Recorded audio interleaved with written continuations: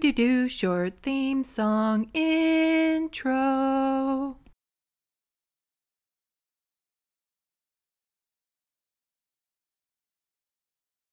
Hello, welcome to Left of the Box. Bonjour, bienvenue.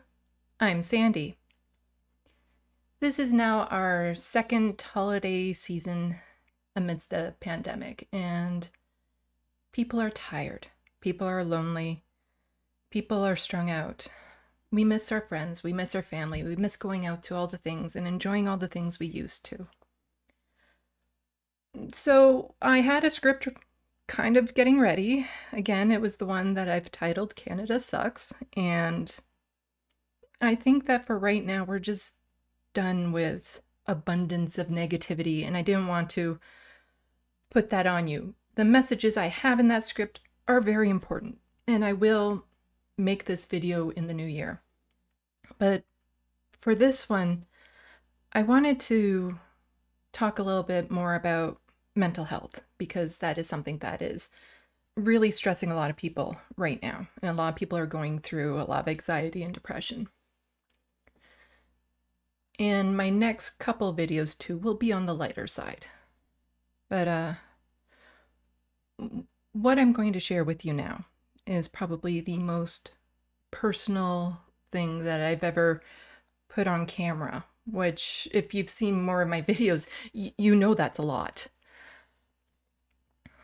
This is something I wrote a bunch of years ago when there was a moment in my life where everything just made sense.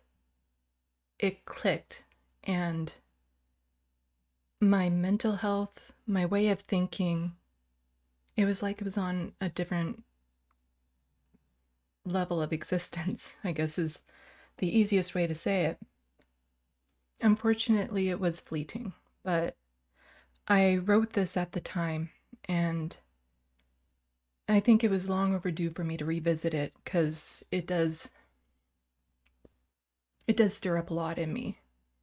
And I felt it important to share it with anyone else who is suffering from mental health issues, being lonely, or just, confused in this world that we have.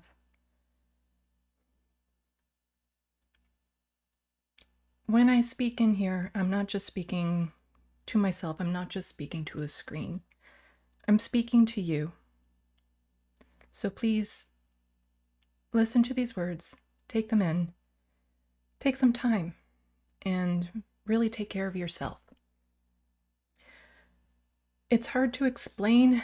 I wouldn't really say this is a heartwarming video. It's more of a heart healing video. And I hope that it can help you feel a little bit better in this time of darkness. Not too long ago, an event involving my family caused me to become a risk to myself. I've suffered from depression and thoughts of death and suicide for more years of my life than I've been happy, free, and looking forward to my future. I've been working on getting better for most of my adult life. Luckily, I have very supportive friends, sought help from counselors, and attended groups for people who also suffer with mental health issues. I have worked and fought hard and have nearly lost the battle a few times. I was making progress learning to set boundaries for myself with my family. This was a new thing for me. Normally, I'd be passive and do whatever they wanted to keep the peace, even if it was something I didn't want to do. I wouldn't bring up the past, even though not acknowledging it was causing my pain to become unbearable. The rest of my family had managed to move past it, in appearance at least. So why couldn't I? By ignoring and dismissing the traumas, a feeling of, if we don't talk about it, it will go away and we won't have to deal with it, seemed to have set in. The thing is, this doesn't make the pain disappear, and over time, it becomes something too scary to deal with. If you don't look at the fire in the corner, you don't have to admit it's there, even when everything in your head is screaming at you to do something about it before it gets out of control. It's easier to pretend nothing is wrong, rather than risk burning yourself trying to put it out. And while you're fighting with yourself to discount it, The smoke slowly suffocates you. My new boundaries were put to the test. I was asked to participate in something I wasn't comfortable with, and I told them no. That didn't end well for me or for some of my family. The strain and pressure caused me to feel horrible for putting them through this drama. It upset my mom the most, and my guilt over that was too much. I broke and gave in. Most of my family was involved, and only 2 of them asked me what was going on. The rest dismissed my feelings, didn't acknowledge my pain, and invalidated me right down to my core. They went on pretending like we were a family. I crashed hard. My closest friends were keeping close eyes on me.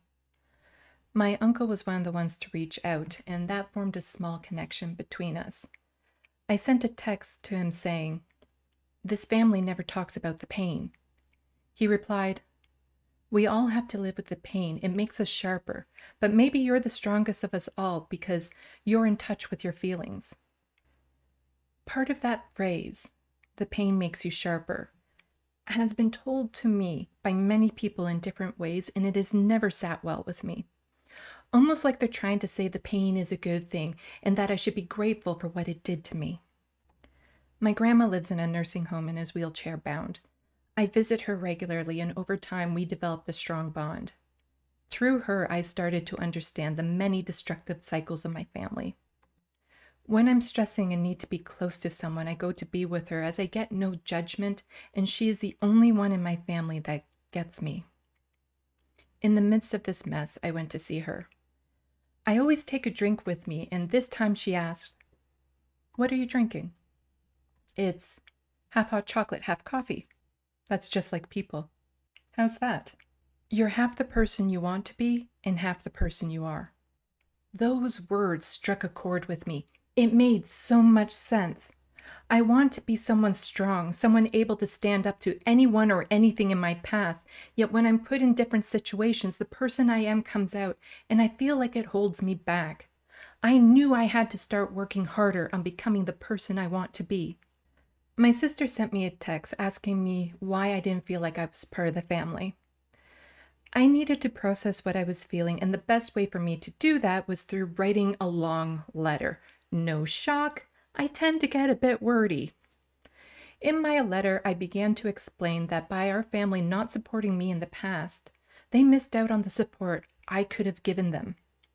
I wrote, "Had the situations been reversed, I wouldn't have stopped until they were back on their feet. I would have done anything I could to support them and help them through their troubles. I would have been an ear, given advice, been completely understanding, encouraged them, helped them to get what they need. I know this because I do this. I have guided my friends out of bad situations. I stayed by them and helped them stand when no one else would. I supported them and encouraged them to find their way. This is a part of who I am. I may not be able to provide financial support, but I can help them feel like they're not alone." Those words flowed out of me effortlessly, and I had to stop and reread what I just typed. It was true. I have strength and resilience and have supported those I care about and never gave up. So, why wasn't I doing that for me? Something in me clicked. You could almost say I went crazy. It's not like sanity has been doing me any favors. I did a conscious split of my personality and asked that part of me for help. I knew I had to separate that part of me because I'm able to help others with their problems, partly because they're not my problems. And who better to support me than me? I'm with me 24/7. I know everything about me. And in fact, by separating that part of me, she knew me even better than I did because she could look at things objectively and not be clouded by emotions. I can't lie to that part of myself. Lots of people say you can lie to yourself, but in actuality, that's a choice. You choose to believe the lies you tell, but there's always a part of you that knows the truth. I had to commit to really talking to myself like I would to someone else. Once the floodgates opened, there was no stopping it. There was a lot of noise in my head. I knew what she would say would be genuine, supportive, and caring because that is how I am with others. My support comes from a place of understanding and love. So by her supporting me, I was loving myself. I felt a strange sense of relief. I could relax because if something came up and I didn't think I'd be strong enough to deal with it, I didn't have to worry. She would look after it. She is strong enough and capable enough to handle almost anything. Even by admitting this about that part of me, I was saying it to myself. After all, she is me. I could feel a pressure in the back of my head where the neural pathways in my brain were remapping. Arguments started. For every negative point I had, she had a counterpoint. When negative feelings came up, she was able to strip away the layers and get to the source of the pain and help me through it. Walls began to crack. Conversations were happening at a rapid pace. I didn't have to let her in. She was already there with me, working from the inside to break through. I asked her, "Where have you been all of this time?" "I've always been there. The times you looked in the mirror and thought you did a good job with your makeup. The times you didn't want to go to the gym but heard do it anyway. All the times you wanted to give up but somehow managed to keep moving forward. That was me. I couldn't be more present before because you were in too much pain. You had to ask for my help, and now that you have, I will not stop fighting for you until you find your way out of this lifetime of darkness. Death would be better than the pain of living. I know I don't know what happens after you die, but I'm willing to take my chances." True, you don't know what happens after life. It could be better, it could be worse, it could be nothing. The thing is, you're familiar with life. You know what is and isn't possible, what the limitations are. You have some idea of what to expect. It's best to stay with what you know is real and work to change your experience versus going to a place of unknowns that has no path back. Why can't I just kill myself? Because you'd be making a permanent decision for all of you, including the parts of you that want to live. Don't give me that suicide is a permanent solution to a temporary problem crap. This has been going on for decades. It's not a temporary situation. Life is temporary, shockingly so. Before you know it, you will be at the end. Dying is something which will happen. It will be achieved all on its own. You don't need to speed things along and take matters into your own hands. I wanted to punch her in the face because she was right. She was able to take the cliche phrases I hear all the time, like the pain makes you stronger, or you are who you are because of all the things you've been through, and clarify them, give them meaning. So often they're said to me by people who have no understanding of what they're saying. They're simply repeating what they've been told are supportive words. I feel like I've wasted my life, like I've done nothing to get better all this time. There is so much I wanted to do, wanted to accomplish. Instead, I did nothing, got nowhere, and have nothing to show. All those years, you weren't doing nothing, you weren't wasting your time. You were busy surviving. You were doing what it took to get to the next day, and the next, and the next. Think about it in terms of a wounded cat. You've had to hide your wounds and try your best to look strong and in control, and rightfully so, because there are predators out there who would take advantage of any perceived weaknesses. It's only now that you are safe enough you can start tending to those wounds. I know you say you didn't do much during that time, simple distractions to fill the void. That's because you were in pain. If there is a physical pain in your body, you learn how you can move so you don't aggravate it and make it worse. Same thing with this. You learned what activities you could do so you wouldn't hurt more. That's why when I did try to come out and say good things to you, you rejected me. I was pointing at the wound you were trying so desperately hard to hide. And by surviving, you developed other strengths to compensate from where the pain was holding you back. An example would be people who are dyslexic. Oftentimes, their brain develops the ability to memorize extremely fast so they don't have to rely on sight reading. Imagine one day that person woke up and was no longer dyslexic. Not only can they now sight read, but they can also memorize extremely fast. It wasn't the dyslexia that gave them that added ability. It was their drive to work around it that did. The pain isn't what made you stronger. You already had that strength. You had to call on it more, and by doing so, developed it into a muscle that kept you going. The sad thing is, not everyone who goes through pain gets better. Not everyone gets stronger. Not everyone can fight. Pain isn't a qualifier to strength. It's what you bring to the situation that makes you strong. It's your determination to keep fighting which helps you to grow. You were coping the best you could with what you had. You didn't have the tools needed to fix yourself. Almost no one does. Not having those tools isn't your fault. They have to be taught to you. Those bad things that happened to you were done to you. They are not a part of you. It wasn't your choice. You have no fault in it. You are more than those bad things. They aren't in control of who you are. You made the choice to keep going despite the pain. You chose to fight. And you have the fact that you are still here, living and moving forward to show for it. You are half the person you want to be and half the person you are. I'm trying so hard to be what I want to be, but I'm afraid I will never get there. What if it's impossible? What Grandma said had a beautiful meaning. Your first thought was, you should be the person you want to be. What she said was far more profound, and you got it backwards. It's about becoming the person you are. Those things you think you want to be are distractions so you don't take a deep look at yourself.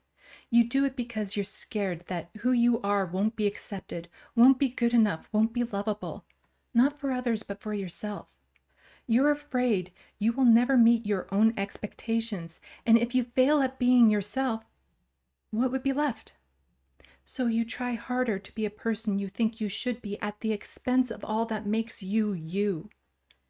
This is a never-ending cycle. It's impossible to be the person you want to be if it isn't who you are. When you let go and stop chasing all the things you think you want, you'll find the strength and power to embrace who you are. And how would you know whether you can succeed at being yourself when you've never even tried? When you learn to embrace who you are and start exploring what that means, you'll be able to express yourself with confidence. You'll find the more you accept who you are, the more you will become a person you want to be. And that person will be far more than what you ever thought was possible, and you'll be able to easily maintain it because you won't be lying to yourself. All the energy you spend looking outward when turned inward will help you understand yourself and grow. You'll find that when it comes to setting up boundaries and expressing yourself to your family or to anyone else, you'll be able to stand your ground because your strength will be coming from a place of truth. Wanting something that isn't there is passive and does you no good unless you start acting on it. At that point, you are no longer wanting, you are being. You start by, instead of saying, "This is who I want to be," say, "This is who I am." You're not someone who wants to get better. You are someone who is fighting to get better. She was able to tell me things about myself I never listened to before, and what she said came from a place of honesty, knowing, and caring.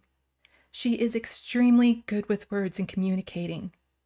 Just 2 days into this, she summed up everything which had been said in the most powerful, beautiful phrase I had ever heard, and with it, the walls broke, and the darkness which had been trapped inside of me for so long was released, and for the first time I could breathe, and I knew I was at the start of a new journey of finding out who I really was and enjoying life. I have a future. At first she spoke these words to me. Then she told me to say them. Then I said it, and I cried, because I believed it. It wasn't the pain that I've been through that made me stronger. It was how I learned to compensate and adapt that made me stronger. It wasn't the bad things that happened to me that made me who I am. It was my ability to overcome those bad things that shaped me into who I am. I am not a result of the wrong that happened to me. I am a result of my perseverance to keep going. Therefore, I am not defined by the events of my past. I am defined by everything it took to get me here.